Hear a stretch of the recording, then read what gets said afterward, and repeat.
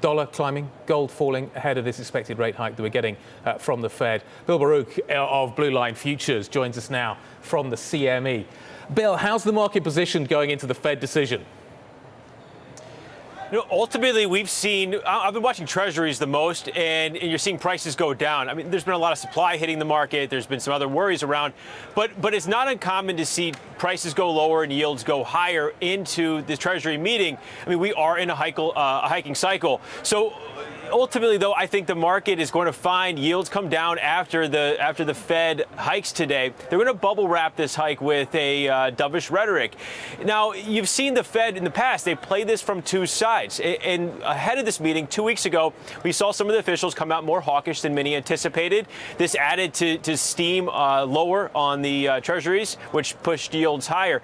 I think they're going to find middle ground here, and that's how they play it. So that's what I'm looking for today. I think the dollar will be lower. I think gold will be higher. I think treasuries will be higher. Okay.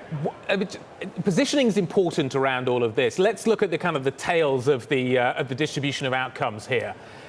What is the potential for a short squeeze, though, in the Treasury market? I'm expecting some volatility here. I'm just curious as to which way it goes, and I'm wondering about the squeeze.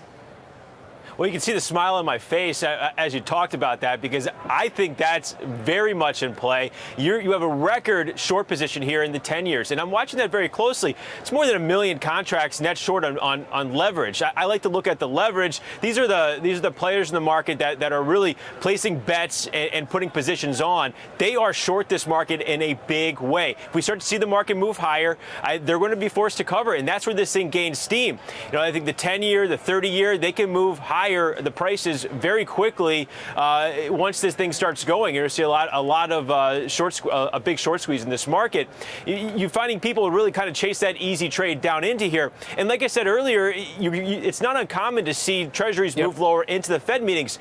Ultimately, we're in a hiking cycle, so people are playing that as an easy trade right now.